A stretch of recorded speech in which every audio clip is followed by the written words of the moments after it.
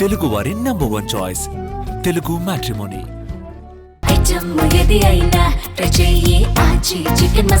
ఆచి చికెన్ మసాలా. నమస్తే, welcome to అదాన్. ఈరోజు బాండింగ్ టాపిక్ వచ్చేసి తెలంగాణలో ఏదైతే పార్టీ ఫిరాయింపుల కేసులో జరిగినట్టు ఇద్దరు పైన ఎమ్మెల్యేల పైన అన్నతో వేటును ఈరోజు స్పీకర్ గారు కొట్టేయడం జరిగింది. దానం నాగేందర్ కానీ కడియం శ్రీహరి కానీ వీళ్ళ మీద క్లీన్ చిట్ ఇచ్చిండ్రు. ఈ బాండింగ్ టాపిక్ గురించి చర్చించడానికి వెంకట్ నాయక్ టీ కాంగ్రెస్ నాయకుడు మనతో పాటు ఉన్నారు. నమస్తే బ్రదర్. నమస్తే. ఈరోజు ఈ తెలంగాణలో బర్నింగ్ టాపిక్ వచ్చేసి పార్టీ ఫిరాయింపు చేసిండ్రు కదా వీళ్ళిద్దరు, అంటే ఇద్దరి మీద లాస్ట్ ఇద్దరికి క్లీన్ చిట్ రాలేదు కదా, అది బర్నింగ్ టాపిక్ అంటే ట్రెండ్ అవుతుంది టాపిక్. అసలు ఈ టాపిక్ వీడు ఈయన ఎవరైతే దానం నాగేంద్ర ఎవరైతే ఉన్నారో ఆయన కాంగ్రెస్ నుంచి ఎంపిక చేసిన ఆయనకి ఎట్లా క్లీన్ చిట్ ఇస్తారు అన్న? ఒక విషయం ఏంటంటే తెలంగాణ రాష్ట్రం ఏర్పడ్డ తర్వాత పార్టీ ఫిరాయింపుల చట్టం మీద జనాలకు ఒక లోతైన విశ్లేషణ అయితే వెళ్ళింది. దానికి ప్రధానమైన కారణం బీఆర్ఎస్ పార్టీ అధికారంలోకి వచ్చిన తర్వాత 2014లో వాళ్లకు 63 స్థానాలు వస్తే తెలంగాణ పునరేకీకరణలో భాగంగా తెలంగాణ పునర్నిర్మాణం కోసం వివిధ పార్టీలో గెలిచిన ఎమ్మెల్యేలను కానీ ఎంపీలను కానీ తీసుకుంటాం, మా పార్టీలో చేర్చుకుంటాం అని చెప్పి వాళ్ళు అనుకున్న సందర్భం ఉండే. అలా బీఎస్పీని, సిపిఐని, ఇండిపెండెంట్లను, టీడీపీని, కాంగ్రెస్ని, వైఎస్ఆర్సీపీని అలా అన్ని పార్టీలో ఉన్న వాళ్ళందరినీ మెర్జ్ పేరుతో వాళ్ళందరినీ పార్టీలో తీసుకొని ఆ రోజు తెలంగాణ పునర్నిర్మాణం కోసం పనిచేసినామని అన్నారు. సరే, తర్వాత 2018లో 88 స్థానాలతో వాళ్ళకి అవకాశం ఇచ్చారు తెలంగాణ ప్రజలు. ఇచ్చినప్పుడు కూడా ఊరుకోలే. ప్రతిపక్ష హోదాలో ఉన్న కాంగ్రెస్ పార్టీ దగ్గర నుంచి భట్టి విక్రమార్క గారు సిఎల్పి నేతగా ఉంటే, అదే విధంగా ప్రతిపక్ష నేతగా ఉంటే వారి దగ్గర నుంచి ప్రతిపక్ష హోదాను గుంజుకొని అది ఎంఐఎంకి ఇచ్చి, ఎంఐఎం ఏమో బయటనేమో మిత్రపక్షము, అసెంబ్లీలోనేమో ప్రతిపక్షం లాగా దాన్ని చిత్రీకరణ చేసి ప్రజాస్వామ్యాన్ని సంపూర్ణంగా కూని చేసే ప్రయత్నం చేశారు.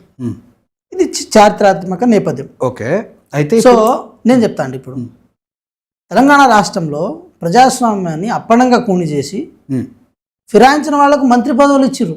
ఏది పార్టీలు మెర్జ్ కాకుండా ముందేనే సబితా ఇంద్రారెడ్డి గారు కానీ, తలసాని శ్రీనివాస్ యాదవ్ గారు కానీ ఇలా కొంతమందికి మంత్రి పదవులు ఇచ్చి మంత్రివర్గంలో వాళ్ళని భాగస్వామ్యం చేసి తెలంగాణ రాష్ట్రంలో ప్రజాస్వామ్యాన్ని కూని చేసిన వాళ్ళు ఈరోజు పార్టీ ఫిరాయింపుల గురించి మాట్లాడుతున్నారు. నేను ఒక మాట స్పష్టం చేసే ప్రయత్నం చేస్తున్నా.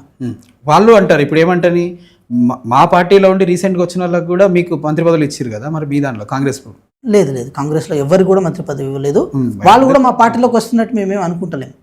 పొంగులేటి శ్రీనివాస్ గారు లాస్ట్ టైం లేదు, గెలిచి కాదు నేను అనేది, ఇక్కడ రీసెంట్ గా వచ్చిన వాళ్ళ విషయం అట్లా ఎక్కడైనా జరుగుతుంటది. అలా ఎక్కడైనా జరుగుతుంది. ఇప్పుడు ఏది 2014లో బీఆర్ఎస్ పార్టీ ఏర్పడ్డప్పుడు కూడా ఇది అందరూ ఏం బీఆర్ఎస్ పార్టీ నాయకులు ఏం కాదు, తెలంగాణ ఉద్యమంలో పనిచేసిన వాళ్ళు ఏం కాదు. అటు టీడీపీ నుంచి, కాంగ్రెస్ నుంచి, మిగతా పార్టీ నుంచి గుంజుకొని వచ్చి వాళ్ళను అవకాశాలు ఇచ్చిన వాళ్ళే. సో దానికి మనం ఏం పెద్దగా భూతత్వంలో పెట్టి చూడాల్సిన అవసరం లేదు. కానీ నేను ఒకటి ఏమంటున్నా అంటే, తెలంగాణ రాష్ట్రంలో ఫిరాయింపుదారులుగా చెప్పుకుంటున్న ఎవరైతే 10 మంది ఎమ్మెల్యేలు ఉన్నారో వారు మా పార్టీలోకి వచ్చినట్టు మేము ఎక్కడ వాళ్ళని మేము ఎంకరేజ్ చేస్తలేమో, వాళ్ళు ఎక్కడ ఏది పార్టీకి సంబంధించిన ఎగ్జిక్యూటివ్ మీటింగ్లో కానీ మిగతా మీటింగ్లో కానీ వాళ్ళని ఇన్వాల్వ్ చేస్తలేము. ఇప్పటికీ వాళ్ళ ఖాతాల నుంచి ప్రతి నెల బీఆర్ఎస్ పార్టీకి ఫండ్ రూపంలో పోతున్న పైసలను ఎందుకు వాళ్ళు ఆపలేదు? మరి బీఆర్ఎస్ పార్టీ ఎందుకు ఆపుతలేదు ఆ ఫండ్ రూపంలో పోతున్న పైసలను? బీఆర్ఎస్ పార్టీ వీళ్ళు పార్టీ ఫిరాయింపులు చేసిరని చెప్పి వాళ్ళని ఎందుకు సస్పెండ్ చేస్తలేదు? వాళ్ళని సస్పెండ్ చేస్తే అయిపోతుంది కదా, ఎందుకు సస్పెండ్ చేస్తలేదు? మరి ఈటల రాజేందర్ గారు పార్టీకి సంబంధించిన వ్యతిరేక కార్యకలాపాలకు పాల్పడ్డారని చెప్పి వారి మీద అవినీతి ఆరోపణలు మీరే క్రియేట్ చేసి, వారి మీద అవినీతి ఆరోపణలు మీరే దాన్ని మీ ఛానల్స్ రూపంలో, మీ ఏదైతే నమస్తే తెలంగాణ కానీ టీ న్యూస్లో కానీ మీ ఛానల్లో వచ్చిన దాన్ని రిపీటెడ్గా దాన్ని ఏది ఏకి గోకి దాన్ని మీరు ప్రసారం చేసి మీరు ఈటల రాజేందర్ గారిని సస్పెండ్ చేశారు కదా, ఇది పార్టీ వ్యతిరేక కార్యక్రమాలు చెప్పిస్తున్నారని చెప్పి. మరి వీళ్ళు కూడా పార్టీ వ్యతిరేక కార్యకలాపాలు చేస్తున్నారని చెప్పి మీ మనసుకు వచ్చినప్పుడు మీరు కూడా సస్పెండ్ చేయండి. నిన్న కుకట్పల్లిలో మాధవరం కృష్ణారావు గారు ఎవరైతే మీ పార్టీ ఎమ్మెల్యే ఉన్నారో వారు ఏది రేవంత్ రెడ్డి గారు ఫ్లెక్సీలు కట్టిరు, మరి అది కూడా పార్టీ ఫిరాయింపుల కిందకి తీసుకొచ్చి మీరు పార్టీ నుంచి సస్పెండ్ చేయండి. నా మాట మీరు అర్థం చేసుకోండి. సత్యన అక్కడ మంచి పని చేసిరు, నేనంట చూడండి, గవర్నమెంట్ పని నేనంట చూడండి. ఒకటి ఏదైనా సరే ఇదే పని కనుక వేరే వాళ్ళు చేసి ఉంటే ఆ రోజు ఈటల రాజేందర్ గారిని కూడా మినాయింపిస్తే అయిపోతుంది కదా, మంచి పని చేశారని చెప్పి.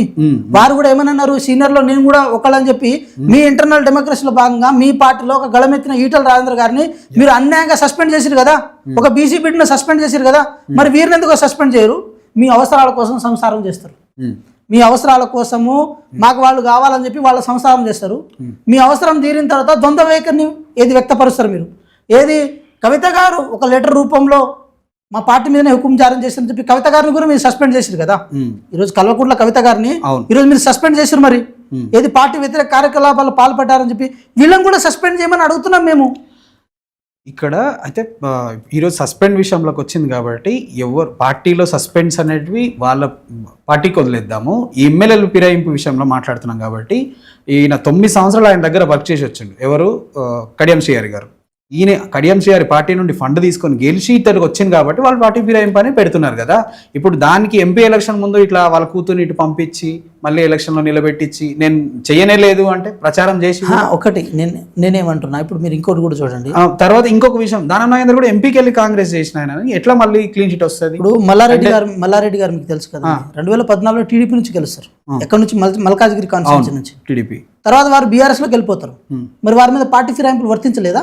ఏది వాళ్ళ పార్టీ మొత్తం మెర్జ్ అయిందా, విలీనమైందా? వారి మీద పార్టీ ఫిరాయింపులు ఎందుకు వర్తించదు? పార్లమెంట్ లో స్పీకర్ గారి దగ్గర ఎందుకు ఏది గళమెత్తవు, ప్రశ్నలు ఎందుకు లేవనెత్తరు? ఇవన్నీ అంశాలు ఉంటాయి కదా. సో పార్టీ ఫిరాయింపుల విషయంలో మేము చేస్తే సంసారం, మీరు చేస్తే వ్యభిచారం అన్నట్టు ఏది అట్లా వ్యవహరించాల్సిన అవసరం ఏముందని అంటున్నాం బీఆర్ఎస్ పార్టీ నాయకులు కానీ బీఆర్ఎస్ పార్టీ కానీ. ఇప్పుడు తెలంగాణలో కేసీఆర్ గారికి ఒక మంచి గౌరవం ఉంది. ఆయనని శుద్ధ పూస ఇట్లాంటి వర్డ్స్ ఇంతకుముందు ప్రెస్ మీట్లో అంటున్నారు. అది ఇది కరెక్టేనంటారా కాంగ్రెస్ పార్టీ? ఒకటి, ఇప్పుడు మీరు వ్యవహారిక భాష మాట్లాడి మేము గ్రాంతికం ఎందుకు మాట్లాడతాం రాజకీయాల్లో? మీరు ఏ భాష మాట్లాడతాం మేము కూడా అదే భాష మాట్లాడతాం. టిట్ ఫర్ టాట్, కుక్క కాటుకు చెప్పు దెబ్బ ఉంటుంది. అడ్డమైన మాటలు, అడ్డమైన బూతులను కేటీఆర్ గారు మాట్లాడలేదా? కేసీఆర్ గారు మాట్లాడలేదా? హరీష్ రావు గారు మాట్లాడలేదా? అంటే వాళ్ళే తెలంగాణ పౌరుషం ఉన్న బిడ్డలా? వాళ్ళకే తెలంగాణ పౌరుషం ఉంటుందా? ఇది కాంగ్రెస్ పార్టీ కానీ కాంగ్రెస్ పార్టీ నాయకులు మేమంతా తెలంగాణ బిడ్డలం కాదా? మాకు ఆత్మగౌరవం లేదా? లేకపోతే మాకు పౌరుషం లేదా? వారు ఏది మాట్లాడతాం మేము కూడా అదే మాట్లాడతాం.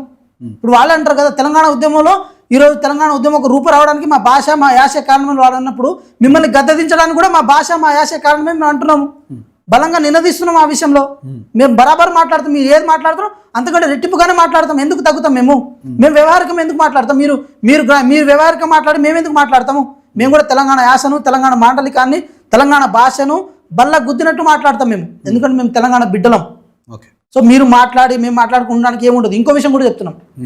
కేసీఆర్ గారి పట్ల మేమంత దుందుడుకగానో, కేసీఆర్ గారి పట్ల అంత వ్యతిరేకంగానో మేము ఎక్కడ ప్రవర్తించే పని మేము చేస్తలేము. వారి పట్ల ఒక తెలంగాణ రాష్ట్రానికి సంబంధించిన 10 సంవత్సరాల పాటు ముఖ్యమంత్రిగా చేశారు కాబట్టి వారి పట్ల మాకు గౌరవం మర్యాద ఉంటుంది. కానీ వారి చేత విధ్వంసపడ్డ తెలంగాణ ఏదైతే ఉందో దాని పట్ల బాధ్యత కూడా మాకు ఉంటుంది. ఇక్కడ భూములు కొల్లగొట్టబడ్డాయి. ఆర్థిక సంక్షోభం వైపు తెలంగాణ రాష్ట్రం ఏది పోయింది, ఏది వాళ్ళ రాజ్యంలో వాళ్ళ కాలంలో ఎందుకు పోయిందని చెప్పి మేము అడుగుతాము. ఇంకొక ఇట్లా మీరు ఇటు చెప్తున్నారు కదా, తెలంగాణలో ఎకనామిక్ పరిస్థితి ఏందన్నా గ్రాఫ్ డౌన్ అయిపోయి వస్తుంది కదా. ఇప్పుడు ఒకటి నేనేమంటున్నా అంటే, గత కేసీఆర్ ఉన్నప్పుడు నంబర్ 1 పొజిషన్లో ఉన్నది దాచబడ్డది, హైడ్ చేయబడ్డది. ఎట్లా? హౌ? ఏది లోపాలను హైడ్ చేయబడ్డది. ఇప్పుడు నా బనీన్ మీద ఉన్న బొక్కలను మొత్తం నా షర్ట్ కవర్ చేసినప్పుడు కనపడవు కదా, అట్లా కనపడేటట్టు అంటే 10 సంవత్సరాలు వాళ్ళే ఉన్నారు. కొత్తగా తెలంగాణ రాష్ట్రం ఏర్పడింది. ఎంత ప్రశ్నించినా ఏం చేసినా కూడా భూతత్వంలో పెట్టి బూచిగా చూపించే ప్రయత్నం చేసిరు కదా. ఇప్పుడు ఫర్ ఎగ్జాంపుల్ చెప్తున్నా చూడండి, తెలంగాణ రాష్ట్రంలో భూముల విషయానికి వచ్చిద్దాం. ప్రాపర్ వేలో భూదాన్ భూములు లేవు, ప్రాపర్ వేలో దేవాదాయ భూములు లేవు, ప్రాపర్ వేలో అసైన్మెంట్ భూములు లేవు, ప్రాపర్ వేలో గవర్నమెంట్ సంబంధించిన ఏదైతే ప్రోహిబిటెడ్ లిస్ట్ లో ఉన్న భూములు లేవు. ఇవన్నీ టీజీటీఎస్ సంస్థ ద్వారా వాళ్ళు ఇష్టం వచ్చినట్టు అడ్డగోలుగా వాళ్ళకి నచ్చిన పేర్ల మీద వాళ్ళు చేసుకుంటూ పోయారు.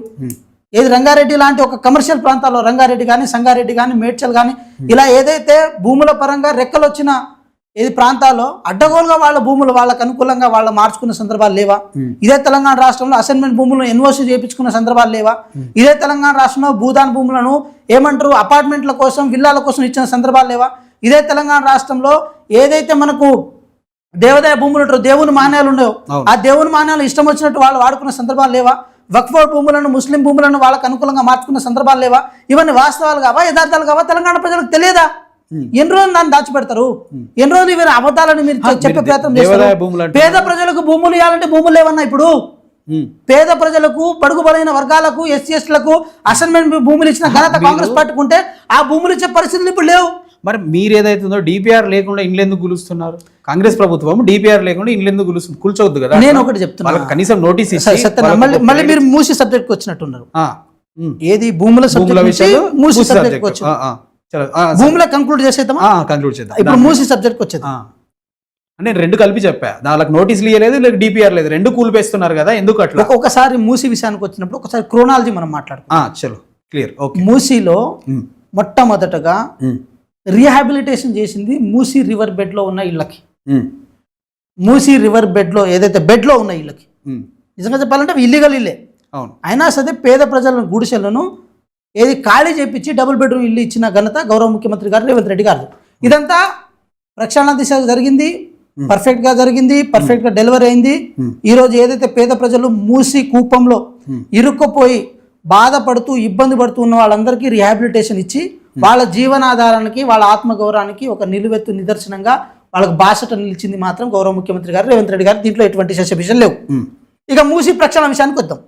ఇప్పుడు అక్కడ భూదాన్ భూములు అక్కడ మళ్ళీ మీరు భూదాన్ భూమిలోకి వెళ్ళిపోయారు. ఇప్పుడు మనం మూసి గురించి మాట్లాడదాం. మూసి కంక్లూడ్ చేస్తాం. వాళ్ళకి ఎట్లాంటి నోటీసులు ఇచ్చారా? అదే ఇప్పుడు నేను చెప్తాను చూడండి. చెప్పండి. మూసి రివర్ బెడ్ లో అయిపోయిన తర్వాత ఇప్పుడు మూసి ప్రక్షాళన విషయానికి వద్దాం.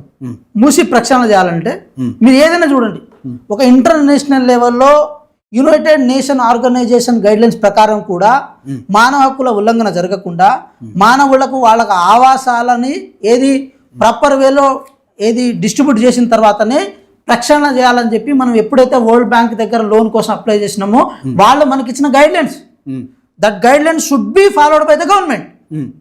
ఆ గవర్నమెంట్ ఆ గైడ్లైన్స్ ఫాలో అయిన తర్వాతనే వాళ్ళు మనకు బ్యాంకు లోన్ ఇవ్వడానికి అవకాశం ఉంటుంది. దీన్ని తూచా తప్పకుండా ఎన్జిఓల సహాయంతో, నాన్ గవర్నమెంట్ ఆర్గనైజేషన్ల సహాయంతో గౌరవ ముఖ్యమంత్రి గారు అదేవిధంగా అధికారులతో ఈరోజు ఈ పని మొదలు పెట్టారు. మీరు చూడండి, మూసి ప్రక్షాళన విషయంలో క్రోనాలజీ ప్రకారం చెప్తున్నాను నేను వ్యవహారం. ఇప్పుడు ప్రజల్లోకి వచ్చేద్దాం. గతంలో జరిగిన వ్యవహారం ఇది, ఇప్పుడు ప్రజల్లోకి వద్దాం. ప్రజెంట్ వాళ్ళు ఏం చెప్తున్నా అంటే మేము గతంలో 100 చెరువులు బాగా చేసినాం కానీ ఇంతగానం సెల్ఫ్ డబ్బా కొట్టుకోలేదని టీఆర్ఎస్ నాయకులు వాళ్ళు ఇప్పుడు చేతగానోళ్ళు, ఏది పని చేయలేని వాళ్ళు, కేవలం ఏడుపులు పెడబొబ్బుల మీద ఆధారపడ్డోళ్ళు, సోషల్ మీడియా రాజకీయాల మీద ఆధారపడ్డోళ్ళు, కనీసం ఏది తెలంగాణ రాష్ట్రంలో ఉన్న హైదరాబాద్ ప్రాంతంలో చెరువుల్లో ఏది తట్టెడు మట్టి తీయలేని వాళ్ళు కూడా ఈరోజు మాట్లాడుతుంటే కుదరదు. నేనేమంటున్నా, ఒకసారి మూసి ప్రక్షాళన విషయం చెప్తాం. ఒకసారి క్రోనాలజీ మీరు 1 నిమిషం నాకు 2 నిమిషాలు నాకు టైం ఇవ్వండి. చెప్పండి అన్న. ట్రిబుల్ 1 జీవో ఉంటుంది, మీకు తెలుసు ట్రిబుల్ 1 జీవో ఏంటనేది.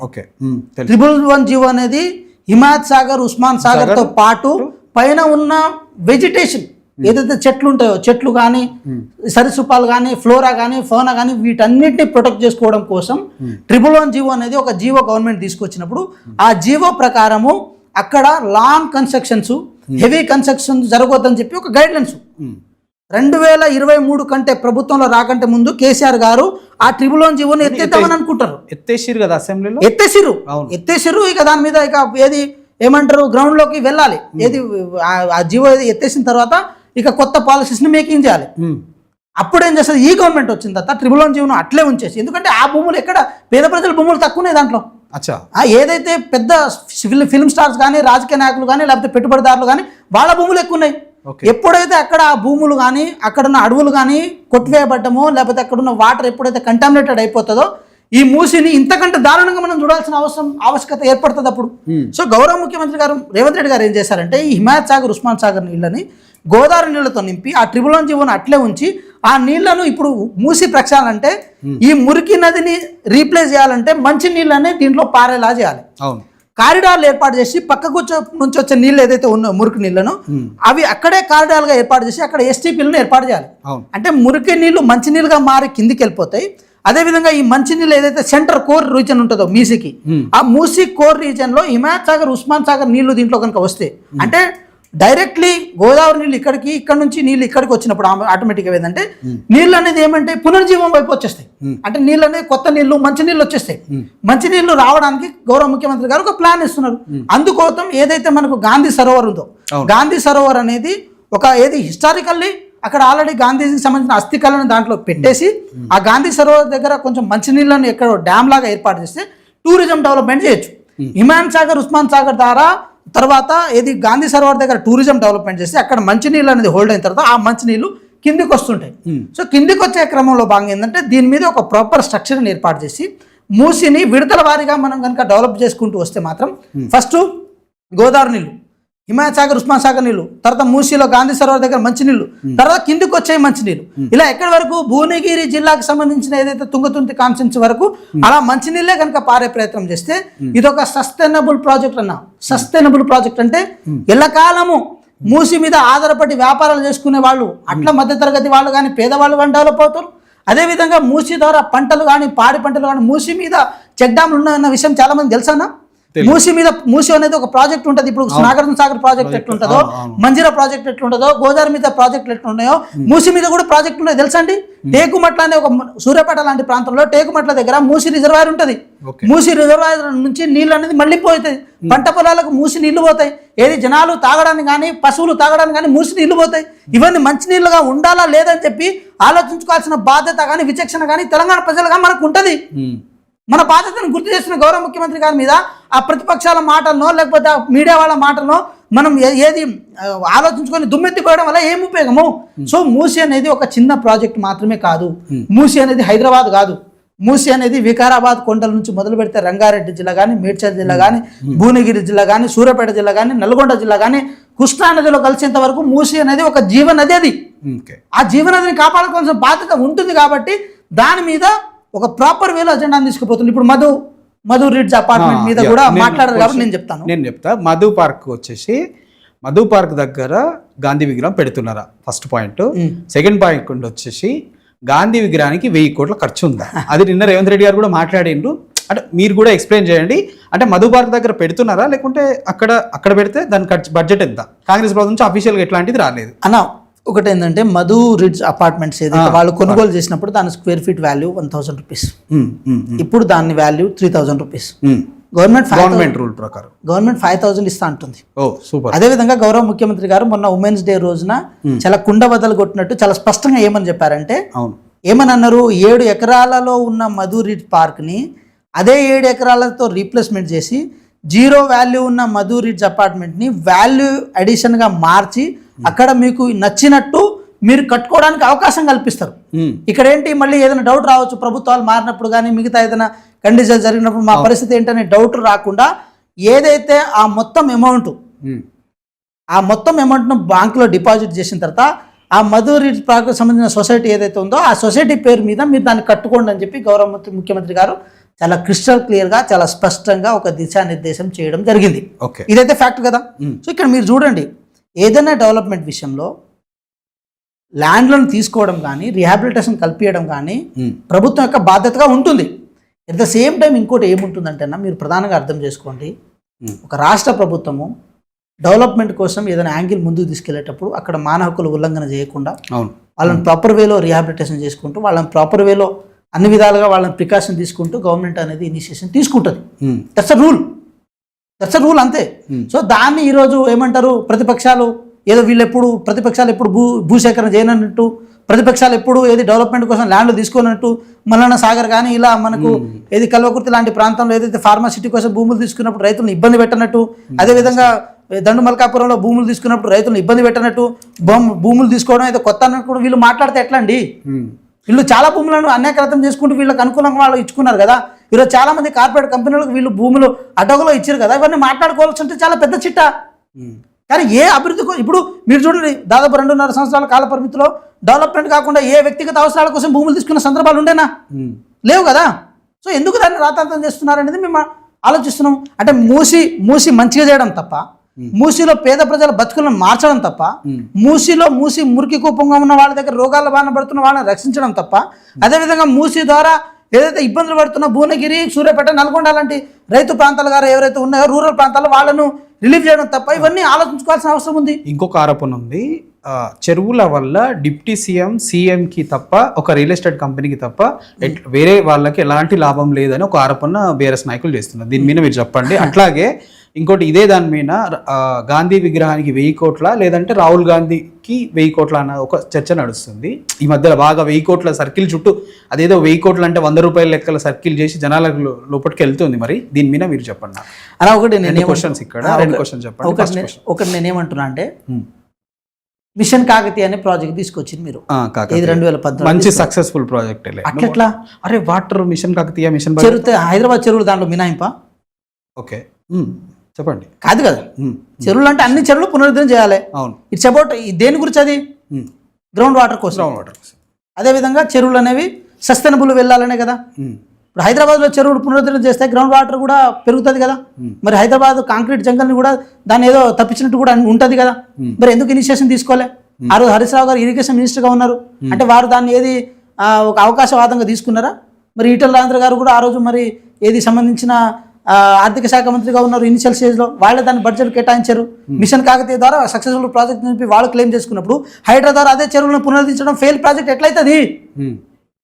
అంటే ఇప్పుడు ఇక్కడ వాళ్ళు ఫెయిల్ ప్రాజెక్ట్ అనట్లేదు, వీళ్ళిద్దరికి లాభం చేకూరుస్తూ కొన్ని రియల్ ఎస్టేట్ కంపెనీలు వీళ్ళు హైర్ చేసుకొని వాళ్ళ కోసమే చేస్తున్నారు. అట్లెట్లా ఉంటుంది అన్న? చెరువు ప్రాజెక్ట్ ప్రొటెక్ట్ చేయడానికి రియల్ ఎస్టేట్ కంపెనీకి సంబంధం ఉంటుంది. ఏమో వాళ్ళ పక్కల ఏదైనా ల్యాండ్స్ ఉన్నాయో మరి ఏంటో ఇవన్నీ ఏం అర్థం కావట్లేదు. జనాలంతా ఏం నమ్ముతున్నారు, నిజంగా వీళ్ళకి లాభాలు చేకూరినాయో అని అంటుంది అన్న. లేదు, నేనేమంటున్నా ఒకటి మీరు అర్థం చేసుకోండి, నరం లేని నాలుక ఎన్నైనా మాట్లాడుతుంది.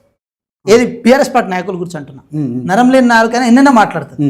కానీ యథార్థం విషయానికి వచ్చినప్పుడు ఏది వాస్తవాలు ఏది అవాస్తవాలు తెలుసుకోవాల్సిన ఏది విచక్షణ అయితే మనకు ఉంటుంది కదా.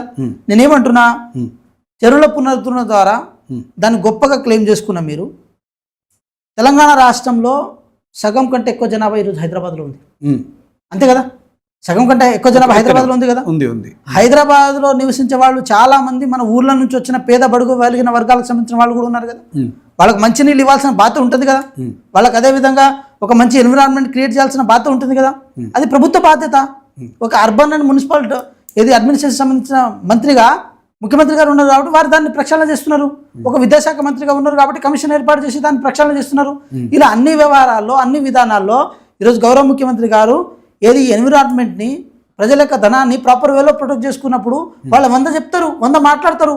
అవన్నీ ఏంటి దోచుకు తిన్నాళ్ళు వాళ్ళకి అలవాటు కదా, మాకు అలవాటు లేదు కదా. అది ఓకే.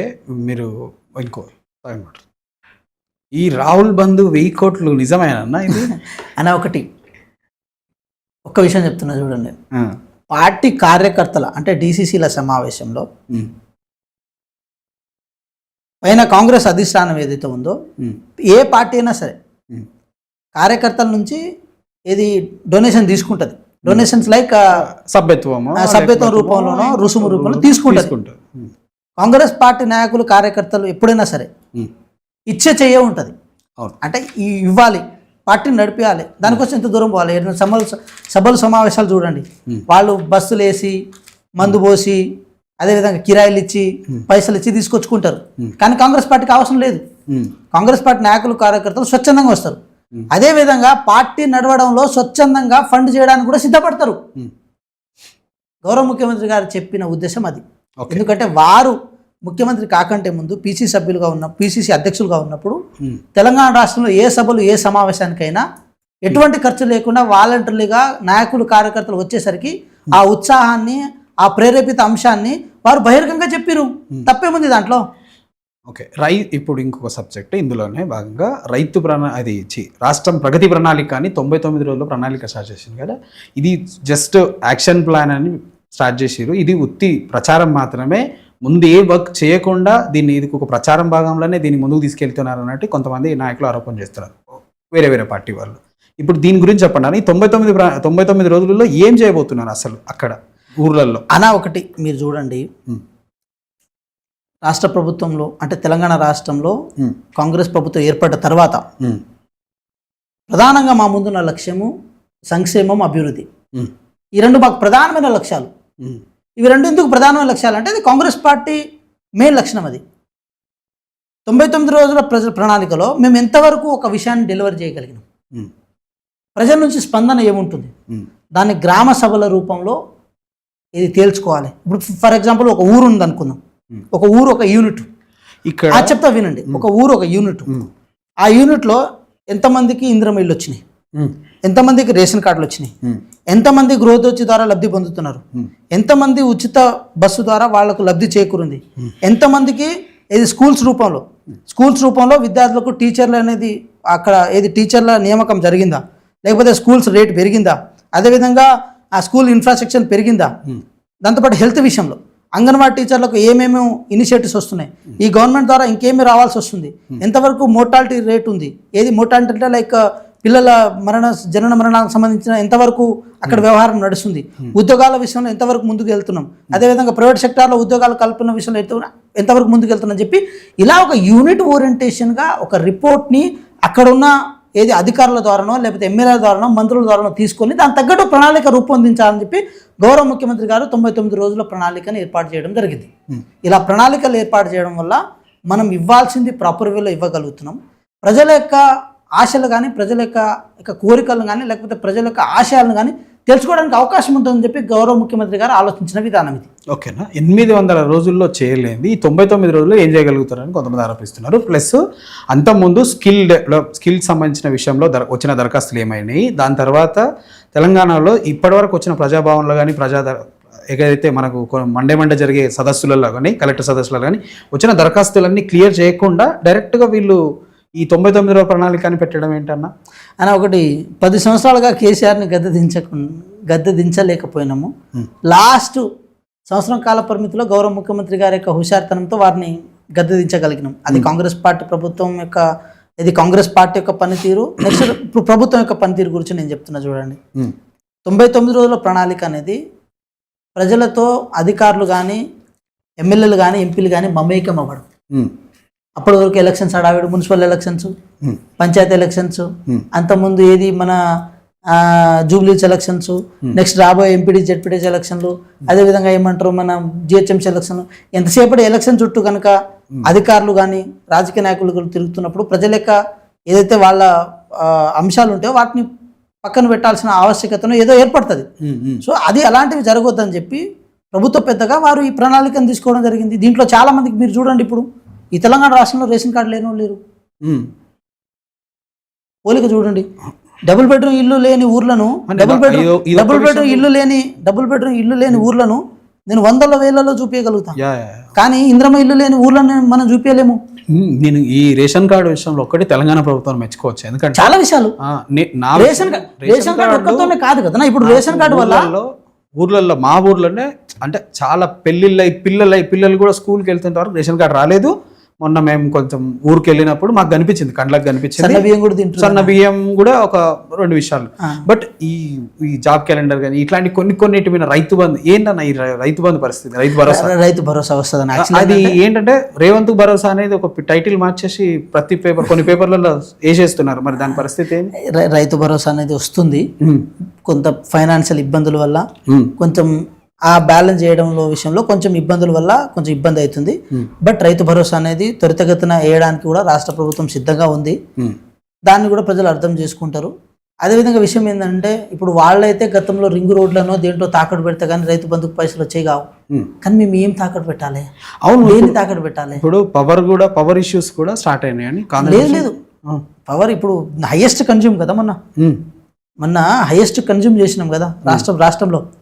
ఇక అంత అది ఓల్డ్ రికార్డ్ కదా. 24 గంటలు నిరంతరాయ విద్యుత్ సరఫరా విషయంలో కానీ దాదాపు 355 మిలియన్ సంబంధించిన టన్నుల విద్యుత్ని మనం సరఫరా చేసినాం కదా. టాపెస్ట్ కదా అది.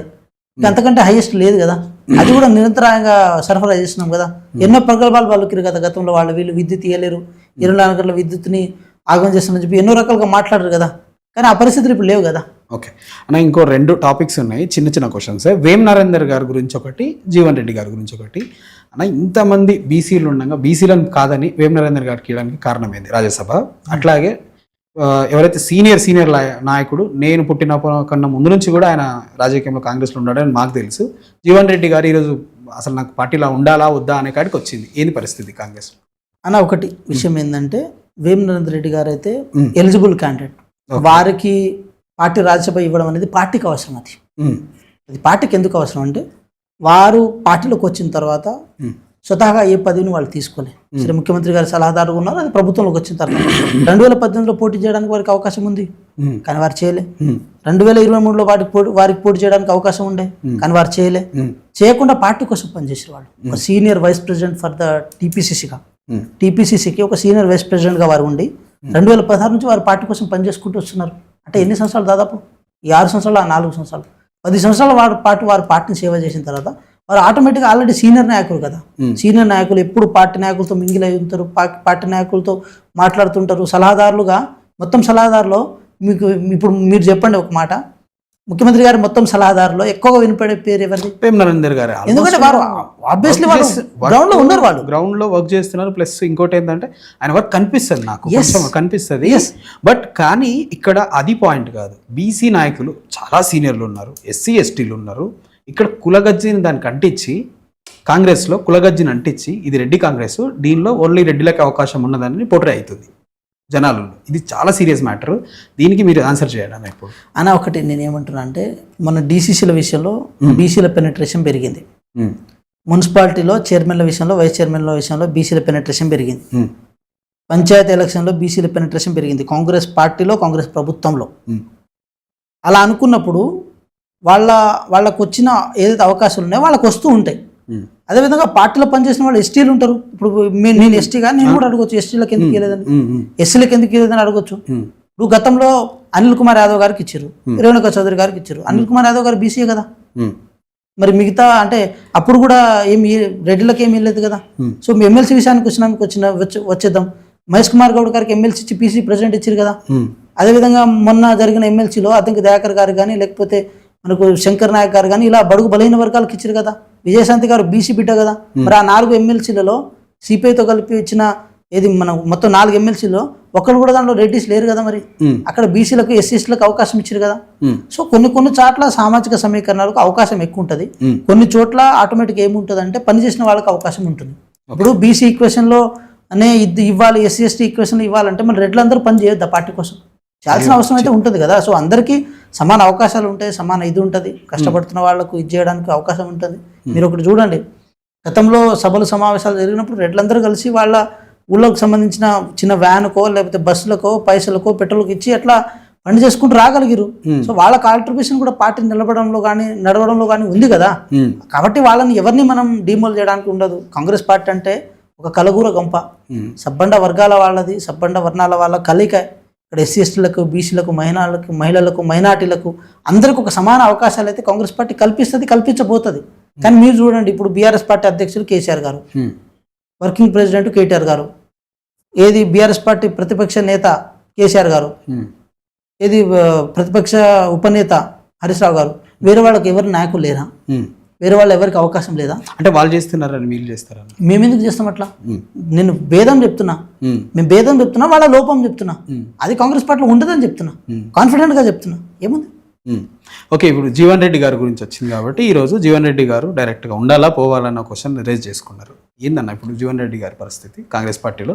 పెద్దవారు వాళ్ళు, మా సీనియర్, మా కుటుంబంలో మనిషి ఆయన.